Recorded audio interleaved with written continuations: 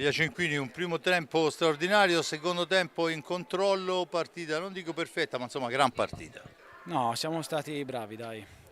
Il primo tempo abbiamo spinto tanto, abbiamo creato tanto, abbiamo preso, fra virgolette, il largo. Il secondo tempo, anche il secondo tempo, secondo me, siamo stati bravi, abbiamo creato tanto anche il secondo tempo, loro sono arrivati poche volte in porta, quindi cioè, anche dal punto di vista difensivo abbiamo fatto una bella partita. Peccato l'ultima macchia nel finale che poteva finire a risultato tondo, via.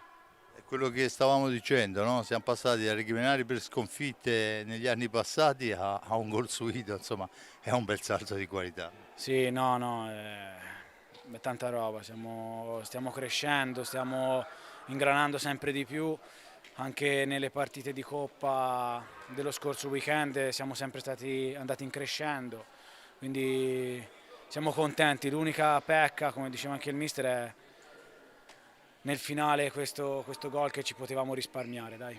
Serve forse anche un attimino più di cinismo sotto porta, un po' più di cattiveria agonistica chiaramente, perché insomma abbiamo avuto un'infinità di occasioni. Sì, sì, sbagliamo sempre troppo, forse per frenesia, forse per troppa voglia, non lo so.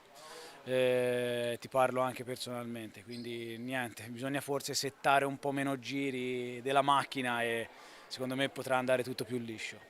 Adesso ci aspetta un bel tour de force, 3 partite in 7 giorni, insomma, però ecco, mi sembra che siamo venuti da una triplette lì di partite 3 giorni fa, insomma, mi sembra la reazione è stata buona, perciò siamo fiduciosi anche da quel punto di vista. Sì, dai, bisogna solo recuperare un po' fisicamente. Il mister e Ennio lo sanno fare il loro dovere alla grande, quindi loro sanno come gestirci al meglio. E nulla, abbiamo una tranche di partite bella, bella tosta, quindi bisognerà dosare le forze e comunque spingere al massimo tutte le partite, perché tanto tutte le partite sono belle, dure e difficili, quindi niente. Bene, io ti ringrazio Elia, alla prossima. Grazie mille a voi, alla prossima.